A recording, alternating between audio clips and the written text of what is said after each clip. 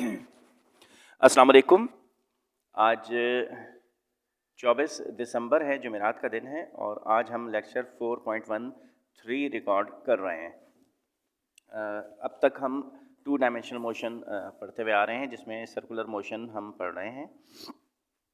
Circular motion में हम तकरीबन इसकी सभी जो डिटेल्स हैं उनको स्टडी कर चुके हैं और उसमें ज़ाहिर है कि उसकी डेरिवेशंस वगैरह जो होती हैं वो भी आपने कर ली हैं। कुछ टर्म्स हैं जिनसे आप अंडरस्टैंड आपने कर लिया है, जिनको आप थोड़ा थोड़ा समझना शुरू हो गए हैं। अब इसमें हम थोड़ा सा आगे जा रहे हैं। आपको याद होगा कि कल हमने इसका एक न्यूमेरिकल किया है और उसमें हमने centripetal acceleration of planet earth जो है वो मालूम कर लिया है। अच्छा, अब ये देखें कि एक और प्रॉब्लम है उसी किस्म का, और ये है आपके सामने अगर मैं रखता हूँ इसे। Calculate the centripetal acceleration and centripetal force on a man whose mass is 80 kg when rotating on a ground at equator if the radius of earth is 6.4 10 raised to the power 6 metre. Question पे हम बात करते हैं, लेकिन इसमें इन्होंने एक concept centripetal force का पूछा है। तो पहले सेंट्रीपिटल फोर्स ज़रा डिफाइन कर लें। सेंट्रीपिटल फोर्स क्या है? देखें,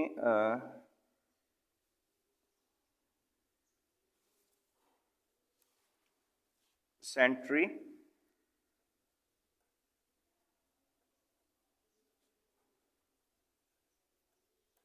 पिटल force,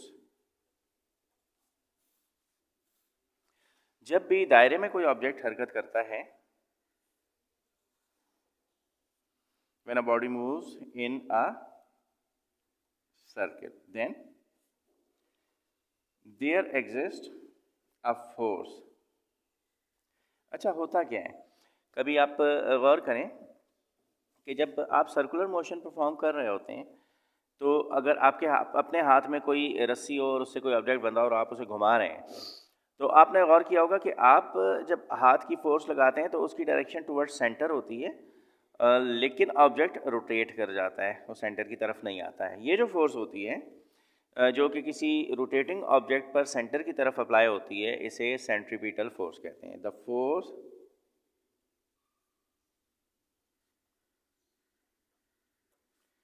acted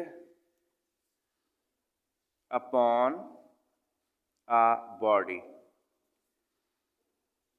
moving in a circle।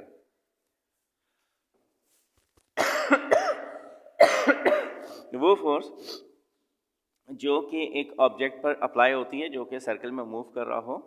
The force acted upon a body moving in a circle, उस direction is towards the center of the circle is called centripetal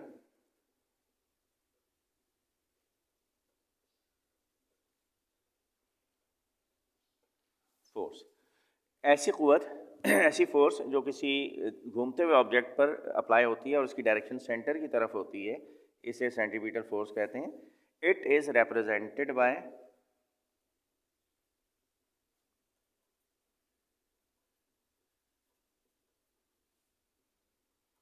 FC, C for centripetal, and its unit is Newton. Unit इसका Newton है। और क्या कहना चाहिए, ये इसका mathematical formula, mathematically FC is equal to mv square over r, where m से मतलब मास ऑफ द ऑब्जेक्ट होता है, v linear velocity and R radius of the circle है। अच्छा, ये तो एक कॉन्सेप्ट हो गया किसका, सेंट्रीपिटल फोर्स का। मुझे ऐसे लगता है कि मुझे थोड़ा सा जूम आउट करना चाहिए।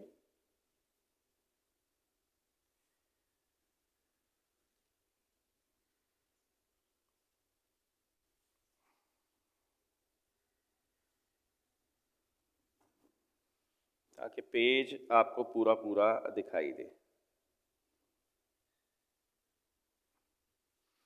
अच्छा, अब ये तो सेंटीमीटर फोर्स की डेफिनेशन है, ठीक है। The force acted upon a body moving in a circle whose direction is toward the centre of the circle is called centimetre force.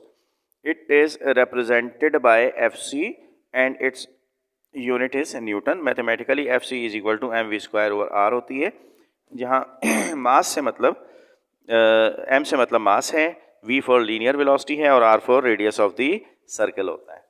ये तो सेंटीमीटर फोर्स है। ऐसे ही एक और फोर्स अप्लाई हो रही होती है, कोई भी ऑब्जेक्ट जो सर्कुलर मोशन परफॉर्म करता है उस पर एक और फोर्स अप्लाई हो रही थी, और वो होती है centrifugal force.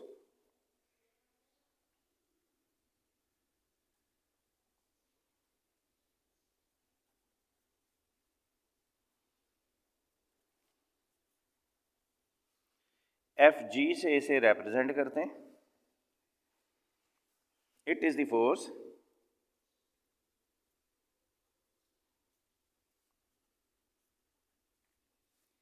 acting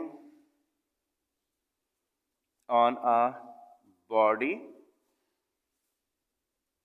moving in a circle. अच्छा, whose डायरेक्शन, इस फोर्स की जो डायरेक्शन है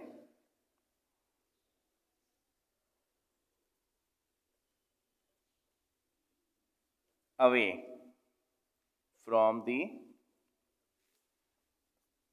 सेंटर ऑफ द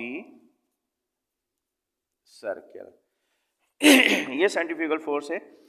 जब भी कोई ऑब्जेक्ट दायरे में घूमता है, सर्कुलर पाथ में मूव करता है, तो उस पे घूमने के दौरान एक फोर्स एक्ट होती है सर्कल की तरफ, इसे एफ सी कहते हैं। और अगर मैं इसे छोड़ दूं तो ऑब्जेक्ट बाहर की तरफ जाएगा, एक फोर्स इस पे एक्ट करती है एफ जी। देखिए, न्यूटन्स लॉ ये है कि आप किसी ऑब्जेक्ट पर अगर फोर्स अप्लाई करें तो ऑब्जेक्ट में फोर्स की डायरेक्शन में एक्सेलरेशन प्रोड्यूस हो जाना चाहिए। तो जब आप फोर्स सेंटर की तरफ अप्लाई कर रहे हैं तो चाहिए कि ऑब्जेक्ट इस तरफ आ जाए, लेकिन ये इस तरफ नहीं आता है। इसका मतलब ये है कि कोई फोर्स इसके इक्वल होनी चाहिए, इसकी अपोजिट डायरेक्शन में, जो इस ऑब्जेक्ट को ऊपर की तरफ रखे। तो जब सर्कुलर मोशन परफॉर्म करता है ऑब्जेक्ट, तो ना वो सेंटर से करीब होता है ना वो सेंटर से दूर होता है, बल्कि एक ही जितने डिस्टेंस पे रहता है। और ये तभी पॉसिबल है जब इसकी इस तरफ लगने वाली फोर्स किसी ऐसी फोर्स से बैलेंस हो रही हो जो कि उस तरफ लग रही हो। इसलिए F C is equal to F G तस्वर की जाती है, ठीक है। तो सेंटीमीटर फोर्स का समझ लें कि अपोजिट होता है सेंट्रीफ्यूगल फोर्स। इसलिए हम कह सकते हैं कि एफ जी इक्वल होता है एफ सी के अपोजिट डायरेक्शन में, ठीक है। तो और एफ जी, ये जो माइनस साइन है ये तो यहीं रहेगी। एफ सी की वैल्यू आप ऊपर लिख चुके हैं, M V square divided by R. तो एफ जी इसके इक्वल होता है, ठीक है। अब ये दो किस्म की फोर्सेस हैं जो आपसे इंट्रोड्यूस्ड हो गई हैं। अच्छा, अब एक और चीज़ हम देखें। सर्कुलर मोशन परफॉर्म करते हुए ऑब्जेक्ट के लिए हमने एक डिस्कशन किया था, S is equal to R theta. अच्छा, और S is equal to R theta जब हम डिस्कस कर रहे थे तो हमने ये बात कही थी कि ये जो सर्किल है इसका ये जो सरकमफेरेंस है, ये वाली जो लकीर होती है, इसको सरकमफेरेंस कहते हैं।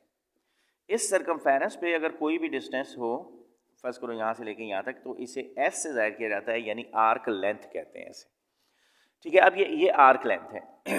ये जो यहाँ से लेके यहाँ तक, यानी 1 से लेके 2 तक, ये जो डिस्टेंस है आर्क लेंथ, ये डिपेंड करता है इस थीटा पर, यानी अगर ये थीटा बढ़ जाए, यानी मैं इस ऑब्जेक्ट को थोड़ा आगे ले जाऊँ यूँ और पॉइंट 3 तक आ जाऊँ, तो देखें ये थीटा बढ़ जाएगा, ये वाला जो एंगल है ये बढ़ जाएगा। जैसे यहाँ पे ये 30 डिग्री है, तो यहाँ से लेके यहाँ तक ये शायद 30 से तो ज़्यादा ही होगा, 45 डिग्री या 60 डिग्री। इसका इम्पैक्ट कहाँ आएगा, ये आर्क लेंथ पे आएगा। ये देख रहे हैं आप, ये भी बढ़ गई। यानी अगर मैं थीटा इंक्रीज करता जाऊँगा तो आर्क लेंथ भी बढ़ती जाएगी, और इसीलिए हमने ये रिलेशन कहा था कि S is directly proportion to theta होता है, यानी आर्क लेंथ, ये वाली जो लेंथ है ये इस थीटा के डायरेक्टली प्रोपोर्शन होती है, यानी ये। और जब ये वाला साइन हटाया था ये वाला, तो s इज इक्वल टू ये कांस्टेंट आता है। जब इस डायरेक्टली प्रोपोर्शन हटता है तो इक्वल एंड कांस्टेंट का निशान लगाते हैं, थीटा एज इट इज आगे आ जाएगा। और सर्कुलर मोशन में जो कांस्टेंट होता है वो रेडियस ऑफ द सर्कल होता है। इससे ये इक्वेशन आई थी हमारे पास, s is equal to R theta. अच्छा, अब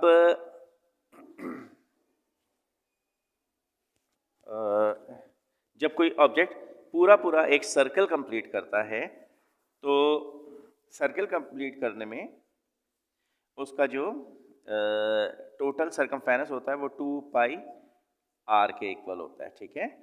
और ये R is equal to theta, और यहाँ से आर से आर जब कैंसिल होता है तो ये आ जाता है 2 pi is equal to theta. इसलिए कहा जाता है कि जब सर्कुलर मोशन परफॉर्म हो रहा होता है तो उसमें जो एंगल्स होते हैं वो 2 पाई रेडियंस होते हैं एक कंप्लीट रोटेशन में। तो बहरहाल अब चलते हैं थोड़ा सा आगे उस न्यूमेरिकल की तरफ जो हम करने जा रहे थे।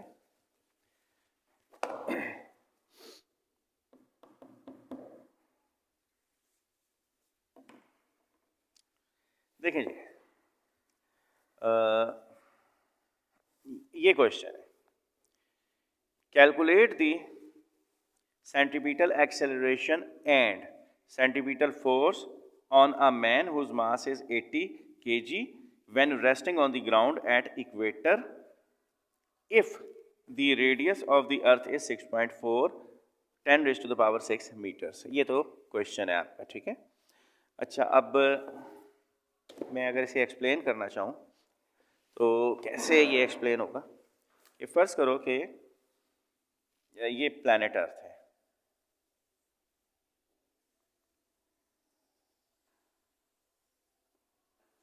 ठीक है, ये आ गया प्लैनेट अर्थ। अच्छा, इक्वेटर किसको कहते हैं?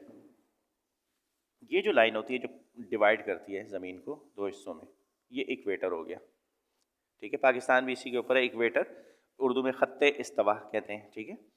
इस इक्वेटर पे कोई ऑब्जेक्ट, कोई आदमी यहाँ मौजूद है,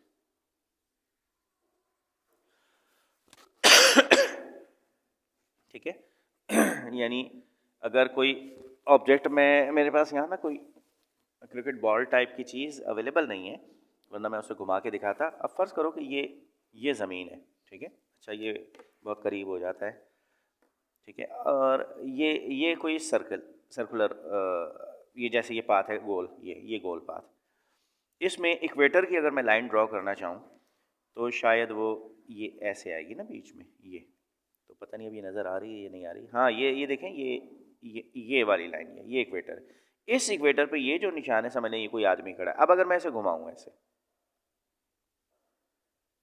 ठीक है, ये घूम रहा है। अब मुझे ये बताना है कि ये जो आदमी इस इक्वेटर पर खड़ा है, उस पर, क्योंकि सर्कुलर मोशन हो रहा है ना, तो इस पे जो अप्लाई होने वाली सेंट्रीपिटल फोर्स होगी FC, वो कितनी होगी?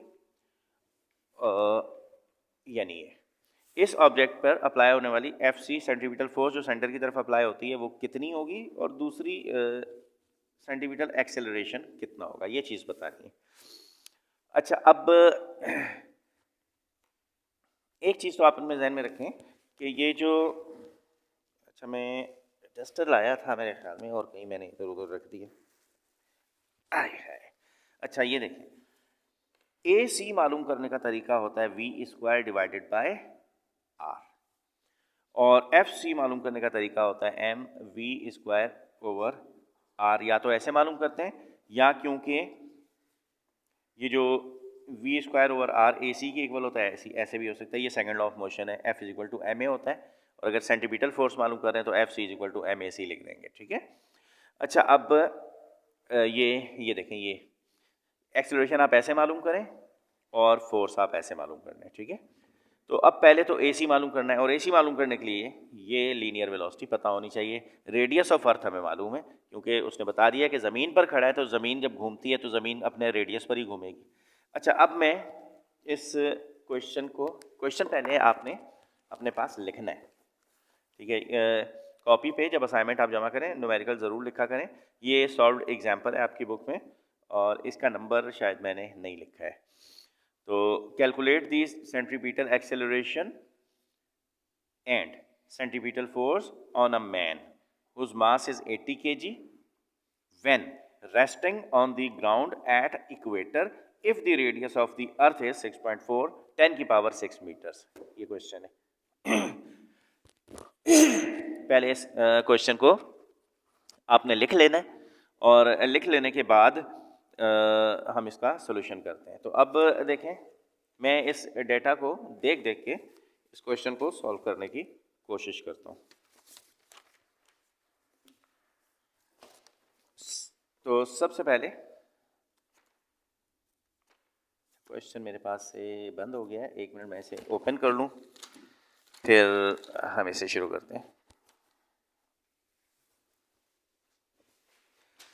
देखें,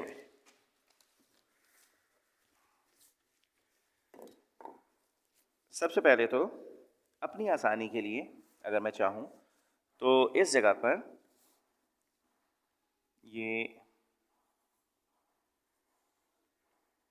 ये मैं फर्ज कर लेता हूँ कि ये सर्कुलर मोशन हो रहा है, और इस जगह पर आदमी मौजूद है। ये जो रेडियस है ये रेडियस ऑफ अर्थ है, और ये हमें गिवन है। अच्छा, जब ये घूमेगा तो हमने AC मालूम करना है इसके ऊपर, 80 kg का ये आदमी है। Data wise mass of the object 80 kg है, ठीक। अच्छा जी, अब रेडियस यानी कि रेडियस ऑफ अर्थ कितना है, 6.4। अच्छा, ये मैंने गलत लिख दिया, 6.4 10⁻⁶ मीटर, ये हमें गिवन है। अच्छा, सर्कुलर मोशन में एक चीज़ और आ जाती है खुद ब खुद, उसे पाई कहते हैं, 3.14 अगर मैं भूल नहीं रहा हूँ। अच्छा, मुझे क्या मालूम करना है, AC और FC, और मैं अभी जैसे कह के गया दोनों मालूम करने के लिए लीनियर वेलोसिटी का पता होना ज़रूरी है, V, क्योंकि AC = V²/R होता है। तो सोल्यूशन मैं करता हूँ। हम जानते हैं कि लीनियर मोशन में S = VT होता है। अच्छा, ये तो S = VT होता है। अब अगर फर्ज करो कि ऑब्जेक्ट ऐसे घूम रहा है, ये ऐसे, तो ये ऑब्जेक्ट घूमते में एक पूरा चक्कर लगाएगा, तो इस सर्किल के सरकमफेरेंस जितना डिस्टेंस ट्रैवल कर लेगा। सरकमफेरेंस आप समझते हैं, वो बच्चे जिनके जहन में ये कॉन्सेप्ट नहीं है, ये अगर सर्किल है, आप यहाँ से, अच्छा चलो मैं सर्किल इसको नहीं कहता, मैं रबर बैंड कहता हूँ। रबर बैंड तो देखा हुआ ना तुमने। तो अगर मैं यहाँ इस रबर बैंड को, ये एक सीजर दे देता हूँ, कैंची से यहाँ से काट देता हूँ। अब जब मैं इसे काट दूंगा ना तो ये स्ट्रेट लाइन बन जाएगी, स्ट्रेट लाइन ये ऐसे। इसकी जितनी लंबाई होगी, यानी इस पूरे की यहाँ से लेके और यहाँ तक जितनी लंबाई होगी स्ट्रेट लाइन में, इसे मैं स्केल से मेजर कर लूँ तो वो ठीक इतनी होगी। यानी इस सर्किल का जो रेडियस है उसे अगर मैं 2π से मल्टीप्लाई करूँ तो पूरा का पूरा सरकमफेरेंस कैलकुलेट हो जाता है। चलें, ये तो वो इन्फॉर्मेशन है जो हमारे बच्चों को बहुत पहले से बताई जाती है। तो मैं यही बात कर रहा हूँ, ये क्वेश्चन है। अब अगर ये सर्किल में एक ये ज़मीन पूरी रोटेशन लेती है यहाँ से लेके यहाँ तक, तो मैं लिख सकता हूँ for 1 complete rotation. Complete rotation के लिए S किसके इक्वल होता है, 2πr। तो मेरे पास S की जगह आ जाएगा 2πr, और ये R क्योंकि ज़मीन के रेडियस की बात कर रहे हैं तो मैंने R नहीं लिखा बल्कि RE यानी रेडियस ऑफ अर्थ लिख दिया। ये V एज इट इज़ लेगा। एक चक्कर लगाने में जो टाइम लगता है ना उसे टाइम पीरियड कहते हैं, और टाइम पीरियड को टी से शो किया जाता है, यानी कैपिटल टी से। तो इसलिए मैं यहाँ लिख देता हूँ कैपिटल टी। अब क्या है कि v मालूम करने के लिए मैं इस t को इधर ले आता हूँ, डिवाइडेड बाय t, और v is equal to 2 pi R E divided by t। ये t क्या चीज है? t है अच्छा, टाइम फॉर वन रोटेशन। एक पूरे चक्कर के लिए जो टाइम है वो t है, और ये इक्वल होता है, अच्छा ज़मीन मुझे बताओ एक पूरा चक्कर कितने टाइम में लगाती है? 24 घंटे में ना। तो 24 घंटे का मतलब ये होगा 24 घंटे, 1 घंटे में 60 मिनट, और 1 मिनट में 60 सेकेंड्स। इसे मल्टीप्लाई एंड डिवाइड कर दो तो तुम्हारे पास आ जाएगा 8600 सेकेंड्स। ये 24 घंटे के सेकेंड्स हैं। ये एक कंप्लीट रोटेशन का टाइम इतना होता है। ये सारी वैल्यूज रख दो इक्वेशन 1 में।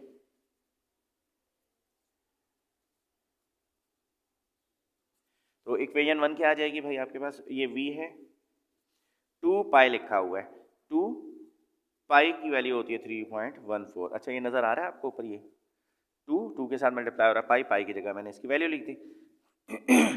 अच्छा ये t है नीचे, t का मतलब टाइम पीरियड, तो ये मैंने लिख दिया a, ज़मीन की रोटेशन का जो टाइम है। अच्छा मेरे पास कैलकुलेट, मैंने शायद गलत लिख दिया ना, 4 भी आता है बीच में, वो ये इस जगह पे 4 आता है, ठीक है, ये लिख दीजिएगा। तो और रेडियस ऑफ अर्थ ये जो ये है ये भी मल्टीप्लाई हो रहा है, तो मैं मल्टीप्लाई करके लिख रहा हूँ 6.4 10 की पावर 6। अच्छा मैं इन सबको मल्टीप्लाई एंड डिवाइड करता हूँ, तो मेरे पास जो आंसर आता है वो आता है 465 मीटर्स पर सेकेंड। ये किसकी वेलोसिटी निकाली है हमने? अच्छा ये देखें, ये है ना, मैंने कहा था कि ये घूमेगा अगर, तो ये जो घूम रहा है, ये जो आदमी है ज़मीन के ऊपर, ये इस स्पीड से घूम रहा है, ठीक है, 465 मीटर्स पर सेकंड। ये बहुत ज़्यादा स्पीड है। आप अगर गौर करें 465 मीटर्स, आपके कमरे की लंबाई होगी 10 मीटर। एक सेकंड में अगर ये आप कवर करें तो कितना डिस्टेंस होगा? और 465 मीटर्स का डिस्टेंस, ज़मीन इतनी तेज़ रफ्तारी से रोटेट करती है। अगर इसमें बहुत ज़्यादा ग्रेविटेशन फोर्स नहीं हो तो आप सोच सकते हैं कि आपका हाल क्या होगा। एक घूमते हुए बर्तन के सिरे पर आप चावल का एक दाना रख दें, यानी आप ऐसा करें कि घर पे एक डिस्क लें, प्लेट लें, घर की कोई प्लेट ले लें, उसे घुमाएं तेज़ तेज़, और उसके एंड पर आप चावल के दाने डालें और देखें कि उनके साथ क्या होता है, कि वो कैसे उछल उछल के दूर दूर जाके गिरेंगे। तो अगर ज़मीन पे ग्रेविटेशनल फोर्स ना होती तो हम इस रफ्तार से घूमती हुई ज़मीन पर कैसे मूव करते हैं, ठीक है। तो अब ये जो उसके सरकमफेरेंस के ऊपर मौजूद आदमी की रफ्तार तकरीबन ये होगी। अब क्या करना है हमने कि AC किसके इक्वल होता है? v² अपॉन r, और क्योंकि ज़मीन के रेडियस की बात हो रही है तो RE लिखूंगा मैं। अब यहाँ वैल्यूज़ रखें। AC v तो आपने कैलकुलेट कर लिया 465, और ये जो है आपके पास RE, इसकी वैल्यू है 6.4 10 की पावर 6। ये आप कैलकुलेटर से कर लें या ख़ुद से करें, डिवाइड एंड मल्टीप्लाई करेंगे आपके पास आ जाएगा 0.0337, और एक्सेलरेशन का यूनिट होता है मीटर्स पर सेकंड स्क्वायर, ठीक है, समझ के कीजिएगा बेटा। और F इज इक्वल टू होता है MA, और अगर मैं यहाँ C लगा दूँ तो यहाँ भी C लग जाएगा। और FC, वो जो आदमी था उसका मास था 80 kg, और उसका एक्सेलरेशन है 0.0337, ये मैंने यहाँ से लिख दिया। और FC इज़ इक्वल टू ये सारा मल्टीप्लाई कर दें तो आपके पास एक आंसर आ जाएगा। अच्छा मेरे पास हस्बे मामूल कैलकुलेटर मौजूद नहीं है, यहाँ पे इसका आंसर लिख दें, ये पूरा हो गया। तो ये कि अब जो इम्पॉर्टेंट न्यूमेरिकल्स हैं वो हमारे हो गए, और सर्कुलर मोशन तकरीबन हो गया। अब एक दो न्यूमेरिकल्स इसके हैं जो हमें करने चाहिए रेडियंस की शक्ल में, और उसमें फर्स्ट इक्वेशन, सेकंड इक्वेशन और third equation of motion apply करके हम उन्हें कर लेंगे तो ये हमारा पूरा हो जाएगा। तो ये आपका लेक्चर हो गया। एक लेक्चर और करेंगे, चैप्टर 4 हमारा ख़त्म है, इसके बाद चैप्टर 5 स्टार्ट करेंगे इंशाल्लाह। आप असाइनमेंट साथ के साथ जमा करवाते हैं। थैंक यू जी, थैंक यू वेरी मच।